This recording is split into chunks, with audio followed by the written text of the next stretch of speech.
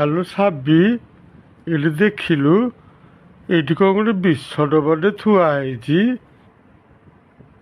ସବୁବେଳେ ଘରଟାରେ ଖାଲି କେଟେରେ କେଟେରେ କେଟେରେ।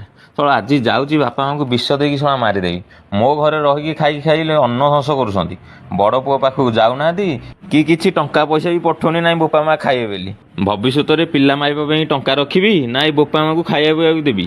ଯାଉଛି ବୋପା ମାଆଙ୍କୁ ବିଷ ଦେଇକି ମାରିଦେବି।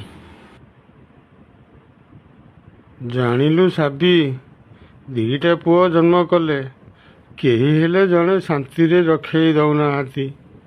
ବଡ଼ ପୁଅ ତା ପିଲା ଛୁଆକୁ ନେଇ ବାହାରେ ଯାଇ ଶାନ୍ତିରେ ରହିଲା, ଆଉ ସାନ ପୁଅ କଥା ନ କହିଲେ ଭଲ ହୁଅନ୍ତା। ଆମେ କ'ଣ କରିପାରିବା ଆଉ? ଆମ ଭାଗ୍ୟରେ ଯାହା ଲେଖା ଅଛି ତାହା ଆମେ ଭୋଗିବା। ନାହିଁ ଲୋ ସାବି, ସାନ ପୁଅକୁ ଖାଇବାକୁ ମାଗିଲେ ସାନ ପୁଅ ଖାଇବା ଦବା ପୂର୍ବରୁ ବିଧା ଗୋଇଠାରା ଖାଲି ମାରୁଛି। କୁକୁର ମାଙ୍କଡ଼କୁ ଖାଇବାକୁ ଦେଲା ଭଳି ଆମ 2 ଜଣ ଯାକକୁ ଖାଇବାକୁ ଦଉଛି। ଏତେ କଷ୍ଟ ଆମେ କ'ଣ ପାଇଁ ପାଇବା? ଆଉ କ'ଣ କରିବା? ଆମ ପାଖରେ ଆଉ ଉପାୟ କିଛି ନାହିଁ। ଆମ ଦୁଃଖ କହିଲେ କିଏ ଶୁଣିବ, ନା ଆମ ଦୁଃଖ କିଏ ବୁଝିବ?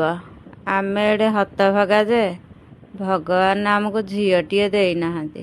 ଯଦି ଆମର ଝିଅଟିଏ ଥାଆନ୍ତା, କିଛି ଦୁଃଖ ଦୂର ହେଇଯାଇଥାନ୍ତା। ଆଉ ଏବେ କ'ଣ କରିବା?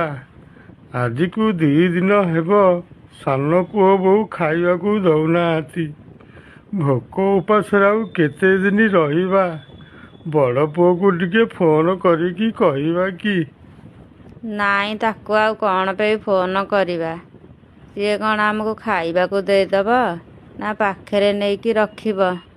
ଯିଏ ବର୍ଷ ବର୍ଷ ଧରିକିରି ବାହାରେ ପିଲା ଛୁଆକୁ ନେଇକି ରହିଲାଣି, ସିଏ ବାପା ମାଆକୁ ଦିନେ ଫୋନ୍ କରିବାର ନାହିଁ, କି ବାପା ମାଆ କ'ଣ ଖାଇଲେ ନ ଖାଇଲେ ପଚାରିବାର ନାହିଁ।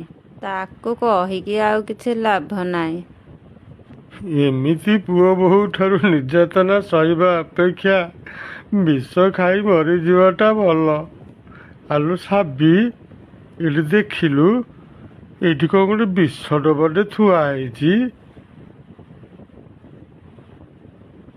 ବିଷ ଡବାଟାକୁ ତମେ ଆଣିକି ଥୋଇଥିଲ କି? ନାଇଁ ତ, ମୁଁ ବିଷ ଡବା କୋଉଠୁ ଆଣିବି? ମୋତେ କିଏ ସେ ଦବ? ବିଷ ଡବାଟାକୁ ତମେ ତ ରଖିନ, ମୁଁ ତ ବି ରଖିନି। କିଏ ସେ ଘରେ ଆଣିକି ରଖିଲା?